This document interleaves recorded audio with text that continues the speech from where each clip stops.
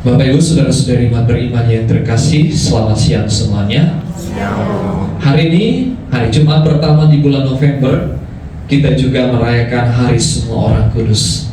Siapakah itu orang kudus?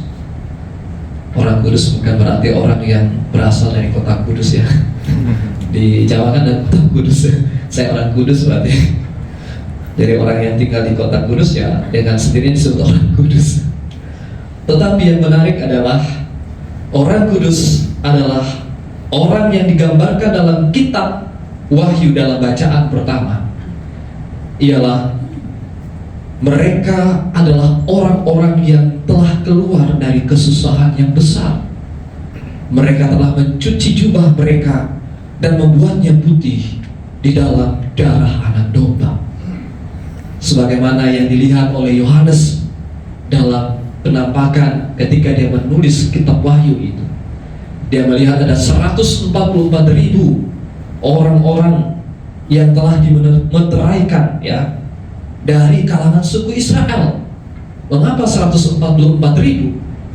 Pertanyaannya, dalam kitab Wahyu itu begitu banyak angka-angka atau simbol-simbol yang ditampakkan atau yang ditunjukkan. 144 sebenarnya intinya. 144 merupakan hasil perkalian 12 kali 12. 12 suku Israel, Perjanjian Lama, dan 12 para rasul merupakan Perjanjian Baru. 12 kali 12 coba dihitung berapa? 144. Kemudian dikatakan lagi dia melihat begitu banyak orang-orang yang tidak terhitung jumlahnya dari segala bangsa, dari segala kaum, suku, dan bahasa. Jadi ada dua kategori, dari kalangan bangsa Israel dan dari kalangan begitu banyak orang. Dan mereka memakai jubah putih ya. Kita pun sebenarnya ketika kita dibaptis, Tuhan sudah memberikan kepada kita pakaian rohani, jubah putih. Tetapi dalam perjalanan waktu seringkali kita kurang mampu untuk menjaga kemurnian, kesucian pakaian rohani kita ya, karena faktor-faktor kehidupan, karena tantangan, karena kesulitan, rintangan, dan seterusnya. Karena itu dalam gereja Katolik diberikan kepada kita sakramen-sakramen yang berfungsi supaya kita senantiasa menjaga pakaian rohani itu, jubah putih itu, menyucikan supaya tetap keadaan putih. Karena nanti dalam penghayatan kita, ketika kita menghadap tahta Allah, kita akan memakai pakaian putih, jubah putih.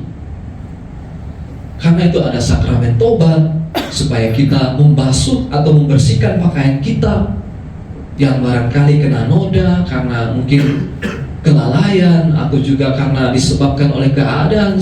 Kita tidak menghendaki seperti itu, tapi karena keadaan yang membuat seperti itu. Begitu. Dan menarik bahwa mereka ini adalah orang-orang yang telah mengalami kebahagiaan kekal. Mereka telah menjalani sabda bahagia seperti yang Yesus ajarkan kepada murid-muridnya ketika dia mendaki sebuah lereng bukit dan mengajar mereka. Kebahagiaan yang ditawarkan oleh Tuhan Yesus itu memang sangat berbeda ya dengan kebahagiaan yang ditawarkan oleh dunia. Sehingga kita bisa memahami kalau dalam bahasa Inggris itu ada perbedaan antara happiness dan joyfulness. Kalau happiness itu bisa disebabkan oleh situasi dan keadaan, membuat orang bisa happy, senang. Tetapi joyfulness itu tidak tergantung dengan keadaan. Kebahagiaan orang itu tidak tergantung dengan keadaan. Dalam keadaan apapun ada sukacita, ada kebahagiaan di dalam dirinya. Apalagi dikatakan, ini beberapa hari terakhir ini kalau Bapak Ibu Saudara-saudari membuka media sosial, ada seorang pastor di Meksiko yang memperjuangkan hak asasi manusia yang ditembak pada saat merayakan Ekaristi. Betapa kita kalau memperjuangkan kebenaran itu pasti ada yang akan mendapatkan tantangan, bahkan penganiayaan dan kematian, sama seperti Yesus juga. Memperjuangkan kebenaran, mengevaluasi segala tatanan yang terjadi, tetapi ujung-ujungnya dia dimusuhi dan dihukum mati. Tidak mudah memang. Tetapi itulah, sehingga Tadi dalam sabda bahagia dikatakan, berbahagialah orang yang dianiaya demi kebenaran, karena merekalah yang empunya kerajaan Allah. Berbahagialah kamu jika demi aku kamu dicela dan dianiaya, dan kepadamu difitnahkan segala yang jahat. Bersukacita dan bergembiralah, karena besarlah ganjaranmu di surga. Menjadi pengikut Yesus memang konsekuensinya berat. Karena itu siapa suruh menjadi pengikut Yesus. Tetapi yang menarik adalah hanya dengan menjadi murid Yesus kita bisa menyapa Allah sebagai Bapa. Tadi dalam bacaan kedua kita dengarkan betapa besar kasih yang dikurniakan Bapa kepada kita, sehingga kita ini disebut sebagai anak Allah. Ya, karena Allah kita adalah Bapa, maka kita adalah anak. Kalau kita anak, maka kita juga adalah apa? Ahli waris. Ahli waris kan? Karena hanya anak itu yang akan mewarisi segala sesuatu dari orang tua atau bapaknya.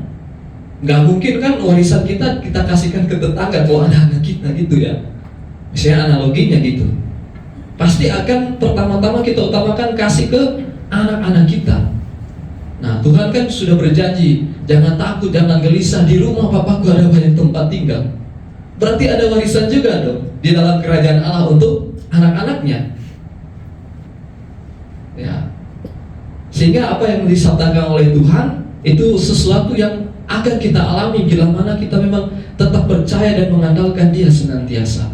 Jadi kalau Tuhan berjanji, maka Tuhan tidak pernah mengingkari janjinya. Kalau Tuhan bersabda, di rumah Bapakku ada banyak tempat tinggal, maka rumah itu juga akan diwariskan kepada kita untuk menjadi tempat tinggal, di mana hidup di tengah dunia ini hanyalah sementara, suatu persiarahan. Karena itu gereja yang ada di dunia ini disebut sebagai gereja kaum bersiarah. Besok kita bersama-sama mendoakan mereka yang berada di api penyucian, disebut gereja yang masih berada di api penyucian. Dan hari ini gereja yang sudah mengalami kemuliaan, karena mereka sudah bersatu sepenuhnya dengan Allah dalam kerajaan surga. Sehingga kita itu saling membantu, saling tolong-menolong ya dalam perjalanan kehidupan ini. Jadi mereka yang sudah berbahagia itu akan menjadi pendoa, menjadi penolong bagi kita, akan memperhatikan keselamatan kita, karena mereka juga merindukan saat-saat dimana kita akan bersama-sama dengan mereka. Mereka menantikan kita.